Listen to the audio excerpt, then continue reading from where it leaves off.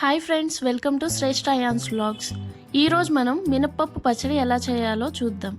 మా ఛానల్ ఇంకా సబ్స్క్రైబ్ చేసుకోకపోతే ప్లీజ్ సబ్స్క్రైబ్ చేసుకోండి, పక్కనున్న బెల్ని ప్రెస్ చేయండి.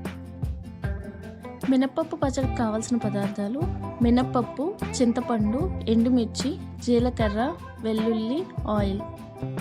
ముందుగా కళాయి తీసుకొని 2 స్పూన్స్ ఆయిల్ వేయాలి. ఆయిల్ వేడైనాక ఎండుమిర్చి వేసుకొని వేపుకోవాలి. వేయించుకున్న ఎండుమిర్చి ఒక ప్లేట్లోకి తీసుకోవాలి. తీసుకున్నాక అదే ఆయిల్లో మినప్పప్పుని వేసుకోవాలి.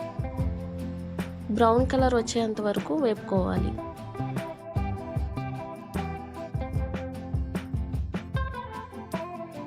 మినప్పప్పు బ్రౌన్ కలర్లోకి వచ్చినాక ఒక ప్లేట్లోకి తీసుకోవాలి.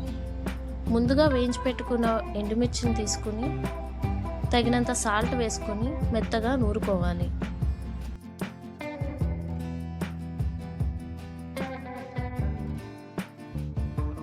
ఎండుమిర్చిని మెత్తగా నూరినాక వేపుకున్న మినప్పప్పును కూడా వేసుకొని నూరుకోవాలి.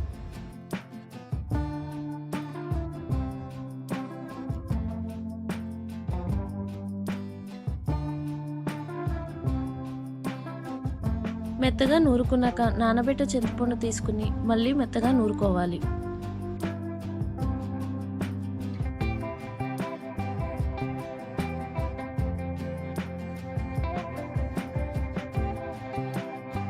ఈ విధంగా పేస్ట్లా అయినాక కొంచెం జీలకర్ర, వెల్లుల్లి వేసుకుని మరలా నూరుకోవాలి.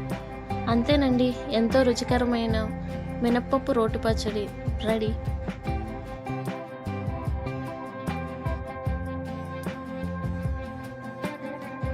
పూర్వకాలపు మినపప్పు రోటి పచ్చడి మీరు కూడా ట్రై చేసి టేస్ట్ ఎలా వచ్చిందో కామెంట్ చేయండి. Bye friends, thank you for watching.